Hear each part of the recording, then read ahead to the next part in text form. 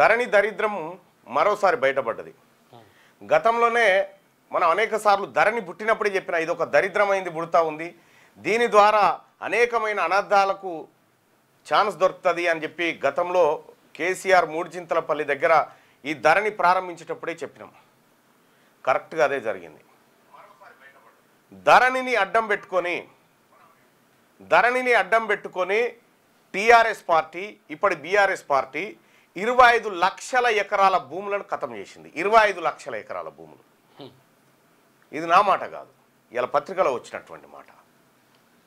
తెలంగాణ రాష్ట్రంలో సాగు యోగ్యమైన పట్టా భూములు అంటే ప్రజల చేతుల్లో ఉన్న భూములు 1,33,00,000 ఉండాల్సినటువంటి భూములు 1,55,00,000కు చేరినాయి, పట్టా భూములుగా మారినాయి.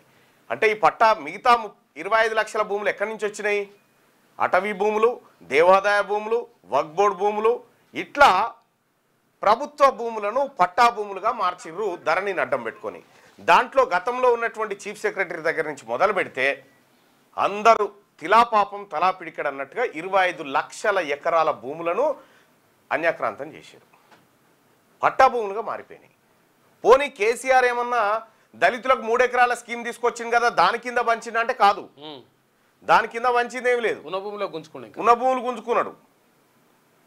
ఇట్లా 1,50,000 ఎకరాల భూములుగా పట్టాలుగా మారినాయి. 1,50,00,000 భూములు. దాన్ని వెలుగుదిన పత్రికలో ఇవాళ మనం అది ప్రధాన వార్తగా చూడొచ్చు. ధరణిలో భూముల వివరాలు మార్చింది నిజమే, గత సర్కార్ పెద్దలు సిఎస్ నుంచి వచ్చిన ఆదేశాల మేరకే మార్పులు, ఫోరెన్సిక్ ఆడిట్ కంటే ముందే అధికారులకు తేల్చి చెప్పిన టెరాసిస్ సంస్థ. ఈ టెరాసిస్ సంస్థ ఎక్కడిది? ఇది గ్లోబరినా అనేటువంటి సంస్థ ఉండేనా ఇంటర్ విద్యార్థులను చంపింది. ఆ గ్లోబరినా అనేటువంటి సంస్థకు ఈ సంస్థకు సంబంధాలు ఉంటాయి. దీంట్లో మధ్యలో కేటీ రామారావు ఉంటాడు అన్నట్టు. దీంట్లో ధరణి కంటే ముందు పట్టా భూములు 1,30,00,000 ఎకరాలు ఉండే, ధరణి వచ్చాక పట్టా భూములు 1,55,00,000 అయినాయి. కొత్తగా పెరిగిన పట్టా భూములు 25 లక్షలు. ఏ భూములు తగ్గాయి? ప్రభుత్వ అటవీ, దేవాదాయ, వివాదాస్పద వక్ఫ్ భూములన్నీ మారిపోయినాయి. అది 25 లక్షల ఎకరాల భూములు మొత్తం ఈ ఆంధ్రప్రదేశ్, ఉమ్మడి ఆంధ్రప్రదేశ్ లేదంటే 1948 నిజాం దగ్గర నుంచి మొదలు పెడితే ఈ రోజు వరకు ఇంత పెద్ద భారీ భూస్కామ్ ఎక్కడ జరగలే. ఇంత పెద్ద భారీ భూస్కామ్ ఎక్కడ జరగలే, ఎప్పుడు జరగలే, ఈ దేశంలోనే జరగలే. 25 లక్షల ఎకరాల ప్రభుత్వ భూములు మాయం చేసిరంటే కేసీఆర్ పరిపాలన ఏం చేసిందో మనం అర్థం చేసుకోవచ్చు. 25 లక్ష ఒక్కనికి ఒక గుంట భూమి రా అంటే ఎవడియలే, మామూలు కాదు. ఇల్లు కట్టుకుంటాం రా 20 గజాల జాగీరా అంటే ఎవడియలే. కానీ 25 లక్షల ఎకరాల భూములు ఎట్లా పోయినాయి, ఎక్కడెక్కడ పెరిగినాయి కూడా ఆ 7 జిల్లాల్లోనే ఎక్కువ. ధరణి పోర్టల్లో బ్యాక్ ఎండ్లో మారిన భూముల్లో ఎక్కువ శాతం రంగారెడ్డి, మేడ్చల్ మల్కాజ్గిరి, సంగారెడ్డి, వికారాబాద్, యాదాద్రి భువనగిరి, సిద్దిపేట, సిరిసిల్ల జిల్లాలో అత్యధికంగా ఉన్నట్లుగా అధికారులు ప్రాథమికంగా గుర్తించారు.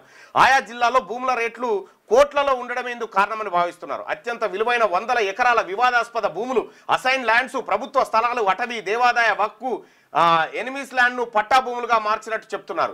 ధరణిలో జిల్లా కలెక్టర్లు రిజెక్ట్ చేసిన కొన్ని అప్లికేషన్లోని భూములను కూడా టీజీటీఎస్ ద్వారా కొందరు తమకు అనుకూలంగా మార్చుకున్నట్టు తెలుస్తుంది. ఇవేవి అధికారికంగా రికార్డు కాలేదు. అప్పటికే వీఆర్ఓలను తొలగించడంతో పాటు తహసీల్దార్లు, ఆర్డీఓలకు ధరణిలో యాక్సెస్ ఇవ్వకపోవడంతో అక్రమాలు బయటకు రాలేదు. ధరణి వ్యవస్థ పూర్తిగా Terrasis company Telangana state technological service కన్సర్న్లోకి వెళ్ళిన టైంలో మార్పులన్నీ గుట్టుగా జరిగిపోయాయి. ఇగో ధరణి పోర్టల్లో భూముల వివరాలను మార్చినట్లు గతంలో ఆ పోర్టల్ను నిర్వహించిన టెరాసిస్ కంపెనీ అంగీకరించింది. అధికారుల ప్రమేయం లేకుండా వారి వేలిముద్రలు, క్షేత్రస్థాయి రిపోర్ట్లతో సంబంధం లేకుండా బ్యాక్ ఎండ్లో ఈ వ్యవహారం నడిపినట్టు రాష్ట్ర ప్రభుత్వానికి వెల్లడైంది. గత ప్రభుత్వ పెద్దల నుంచి ఆదేశాలతో పాటు అప్పటి సిఎస్ నుంచి కొన్ని మెయిల్స్ వచ్చాయని, దాంతో ఆ భూముల వివరాలను ఎలా మార్చాలని చెబితే ఆ రకంగానే మార్చామని ఒప్పుకుంది. ఆ డేటా వివరాలను ప్రస్తుత ప్రభుత్వానికి అందజేసినట్టు తెలుస్తుంది. ప్రస్తుత కాంగ్రెస్ ప్రభుత్వం భూభారతి పోర్టల్ తెచ్చిన తర్వాత ధరణి పోర్టల్ను పూర్తి స్థాయిలో ఫోరెన్సిక్ ఆడిట్ నిర్వహించాలని నిర్ణయించింది. కేరళకు చెందిన Kerala security audit assurance centre అనే ప్రభుత్వ రంగ సంస్థకు ఫోరెన్సిక్ ఆడిట్ నిర్వహించే బాధ్యతలు అప్పగింపింది. దొంగతనం తట్టుకున బయటపడ్డది. ముందే ఒప్పేసుకురు, అయ్యా నిజమే కేసీఆర్ హయాంలో 25 లక్షల ఎకరాల భూములను మేము ఆగం చేసామని చెప్పేసారు. ధరణి అడ్డం పెట్టుకొని నేను పదే చెప్పిన ధరణి దరిద్రం అని మీకు బయట కూడా ఉంటుంది, చూద్దాం. ఇంట్లో కూడా సిద్దిపేట సిరిసిల్ల కాకుండా మిగతా అన్న కూడా సిటీ సరౌండింగ్ హైదరాబాద్ సరౌండింగే వికారాబాద్ కానీ సంగారెడ్డి కానీ మేడ్చల్ మల్కాజ్గిరి జిల్లా కానీ ఇక్కడ రంగారెడ్డి కానీ ఇక్కడ యాదాద్రి భువనగిరి జిల్లా కానీ ఇవన్నీ కూడా సిటీ సరౌండింగ్ అనమాట. అంటే ఎక్కడైతే ప్రైమ్ ఏరియా ఉంటుందో ఆ ప్రైమ్ ఏరియాలో 25 లక్షల ఎకరాలు కొట్టేసారు. ఇటువంటి లంగా కథలు పడ్డరు. మళ్ళీ ధరణి అద్భుతం, ధరణి ఆహా, ధరణి ఓహో అని చెప్పి మోసం చెప్పిండు ఆయన. మోసం.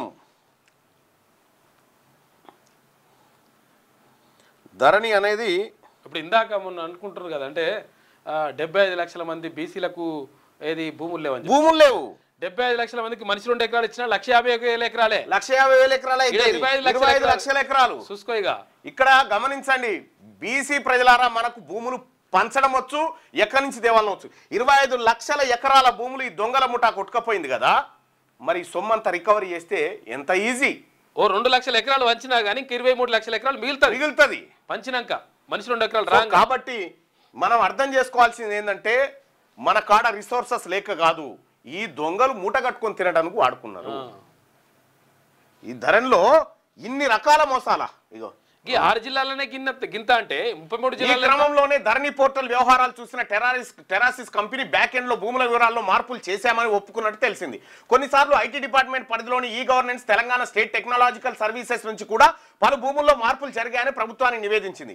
ఏ భూముల వివరాలు మారాయనే దానిపై రెవెన్యూ శాఖ లోతుగా స్టడీ చేస్తుంది. ఫోరెన్సిక్ ఆడిట్ మొదలు పెడితే మరిన్ని అవకతవకలు ఆధారాలతో సహా బయటపడతాయని అధికార వర్గాలు పేర్కొంటున్నాయి.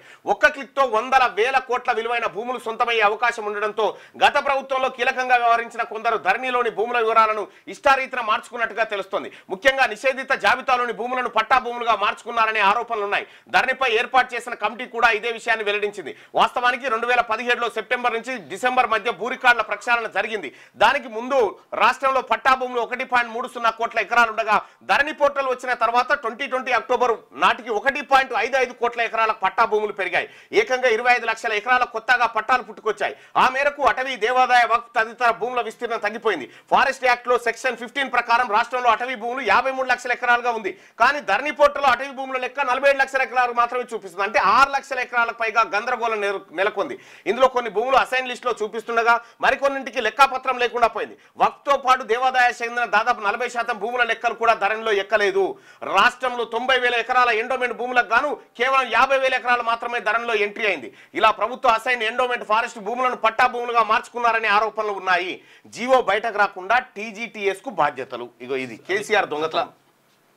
ధరణి పోర్టల్ అమల్లోకి వచ్చిన తర్వాత ఈ ప్రాజెక్టు బాధ్యతలన్నింటినీ ఐటీ డిపార్ట్మెంట్ పరిధిలోని e governance టీజీటీఎస్ special commissioner GT వెంకటేశ్వరరావుకు అప్పటి ప్రభుత్వం అప్పగించింది.